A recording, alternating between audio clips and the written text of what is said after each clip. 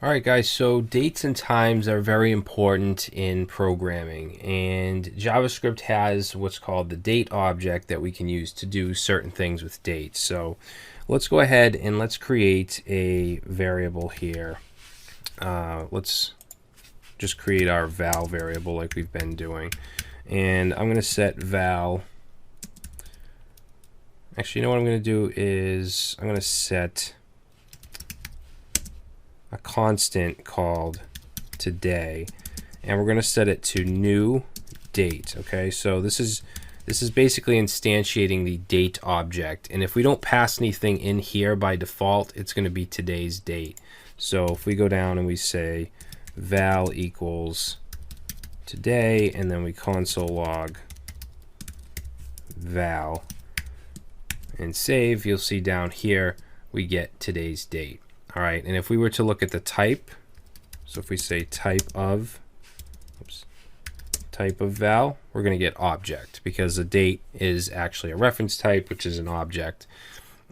We could change it to a string if we want. So if we said actually we couldn't do it like that. We'd have to do val equals today dot to string, and then it would be a string. All right, so we could do that if we wanted to, if you wanted to do some stuff with strings with the date. Anyways, I'm going to go back to just logging the val, and what I want to do now is show you how we can change it to a different date. So I'll create another variable here called birthday, and I'll set it to new date. And then in here, we can specify this in many different ways. So one way would be to do, I could do 9-10-1981. And then if we were to change the val, which is what we're logging, to birthday and save, you'll see it's in the same format, except it's now September 10th, 1981. Now this here is the time. So we have the hours, the minutes, the seconds. If we wanted to add that, we could go ahead and put in, let's say 11:25:00 and save, and now you can see that the time has changed. All right. Now there's many ways to do this. I'm actually going to turn this into a let so that I can override this, so that I can redeclare it. So I'm going to say let. Actually, I'll just copy this, just to show you that there's other ways that we can create dates. So I can actually say September 10, 1981 and save. Let's see, birthday has already been declared. Oh, we don't want to put let again. And you can see that it also gives us September 10th. All right. We could also do it, get rid of that let. We could also do it this way. We could say 9/10/1981. And there's a lot of ways to do it. So you may want to look at the documentation on, what is it? Let's see, JavaScript date object. Let's see, so on the Mozilla, on MDN, this will show you a lot of different things here. And we're going to go over most of this.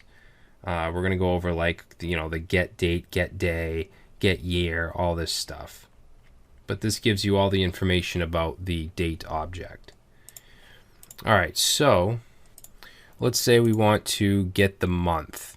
All right, so I'm going to use today instead of birthday. So I'm going to say val equals today dot get month. Now if I save this, you'll see it's going to log 10, and if we look at the date today, it's 11/9. It's actually November, but this is actually 0 based. So 0 would be January. And just to show you, if I just real quick, if I were to put in here 1/1/2017 and save, it'll give us 0 as the month. Okay, so just keep that in mind, and that confuses a lot of people. If we want to get the date, or the day of the month, we could do val equals today dot get date. So if we go ahead and save that, we get 9, and you can see that it is in fact 11/9. If we want to get the day, we could say today dot get day and save, and we get 4. So we get a numerical representation of the day. Today is actually Wednesday, so it's basically going Sunday, Monday, Tuesday, Wednesday, which is the 4th day. All right, so let's see, we can also get the year.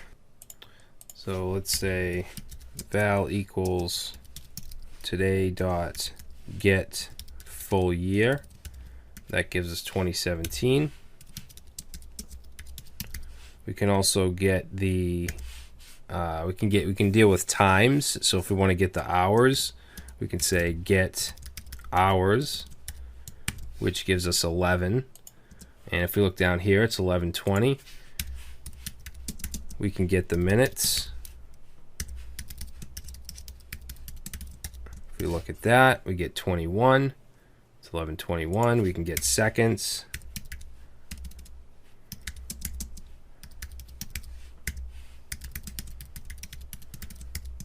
That we get 14, and if I reload, you'll see that it's going to change every second.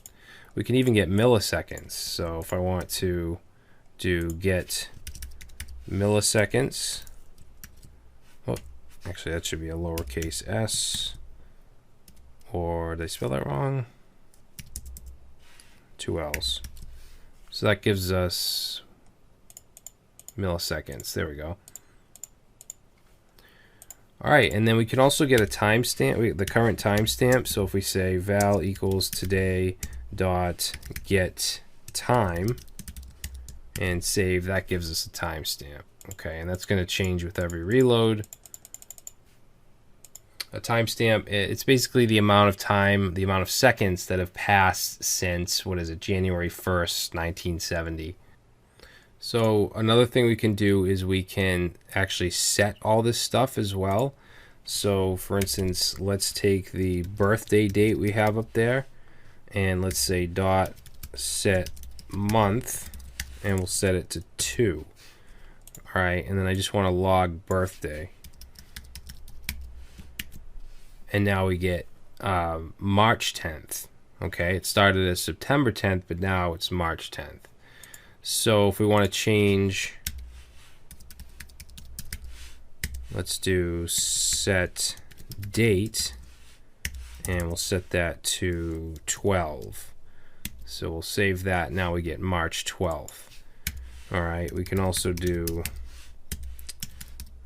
set full year, and we'll set that to 1985. Save, and now it's March 12th, 1985. We can also set the time. So birthday dot set hours, and we'll set that to, let's say, 3. Save that. Now it's at 3 o'clock. Let's do set minutes. So we'll set the minutes to 30. So now 3:30. And we can even set the seconds. And we'll set that to whatever, say 25. All right, so 3:30:25. So we can manipulate dates as well. All right, guys, so that's going to do it for dates. If you want to learn a little more about the date object, I'd suggest looking at the MDN documentation, but that's going to be it for now. In the next video, we're going to start to look at control structures. We're going to look at conditionals, so if statements, comparison operators, and then we'll move on to switches and functions and all that good stuff.